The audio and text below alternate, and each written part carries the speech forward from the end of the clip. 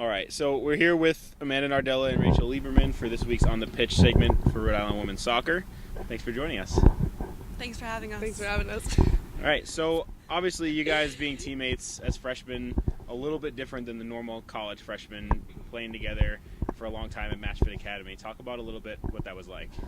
Well, I was with Don Bucci, who moved to Matchfit since I was 8. That's like the only club team that, like the only coach I've played for and everything. And Rachael came when she was around 11, I want to say. Yeah, 11. And we've been playing with each other since. So obviously, like that long, like we grew a connection, and we like know how each other play and the styles that we play. So I think it worked out well. And Rachael, Amanda is actually the reason why you're a defender. Talk a Yes, little bit about that. Amanda unfortunately tore her ACL as a center back, and since she did that, I got thrown in the back just as a player, and when she came back from her injury, then ever since then we played side by side, and I lost my attacking. So is it nice looking back on it now, thinking that there was maybe a positive to you tearing your ACL? I think everything like happens for a reason, and it just worked out for both of us, I would say, in the long run, yeah. If you hadn't ended up playing in the back, would you maybe have ended up somewhere else for school, or do you think? Well, before I played in the back, I was actually a forward, or like a wide player at all, and then, so yeah, I think so. I wouldn't have ended up as a defender without her. And speaking of how close you guys have been and how long you've been playing together, how much easier was it to adjust, or is it still to adjust to college having someone that close to you here? It was very easy to adjust having someone, and also like our roommates, we became very close before we even got here, so that helped a lot.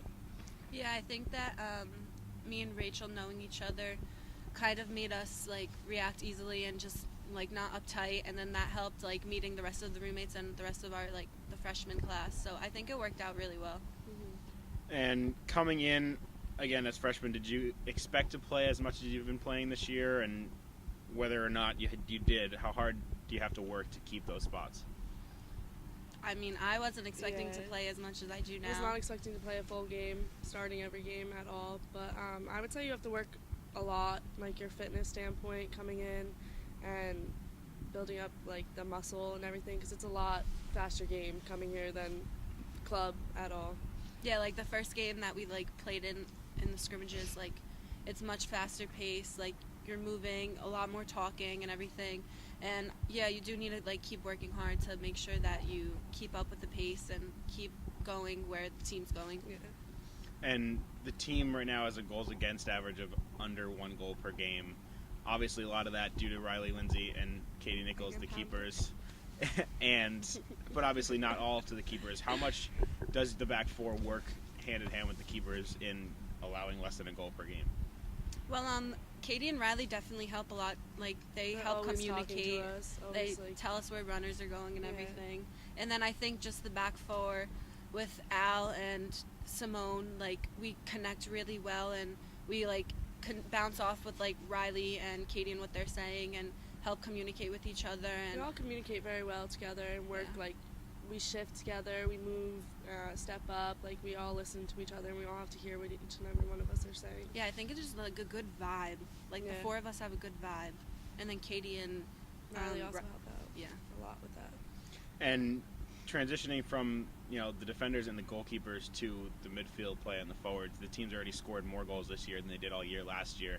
Does it take some pressure off of you guys to know that maybe if you give up 1 or no goals in a game, you're probably going to win? Does that kind of make it easier to play a little bit more loose? I think every game we have to come out trying not to let anyone score on us, regardless of if we score or if we don't. But I think like our attacking mindset that we have and our ability to score goals helps a lot, and is like reassuring when like if we don't let up a goal, like we know that they're going to come through and like help us get the win. In the back of the net. Yeah. And through 2 games in conference play so far, 1-0-1, obviously 9-1-2 in the regular season. As you get ready for VCU on Sunday, the first long road trip of the year, do you really think there's any limit to the success the team can have, or? Not at all. Yeah, no, I think that we're going in the right direction, and we just need to continue doing like what we've been doing. Keep working hard, keep reaching our goal. And what was the goal? To win an A10 conference champ. All right. Anything else? Anything extra the fans might want to know? No. Hi, Chloe. That's All my right. dog. That's my dog. Well, hopefully Chloe's watching. Oh, she will be. Don't worry. All right, well, It's coming up next Saturday. Amanda, Rachel, thank you for joining us for GoRoadie.com, and good luck on Sunday. Thank Thanks. you.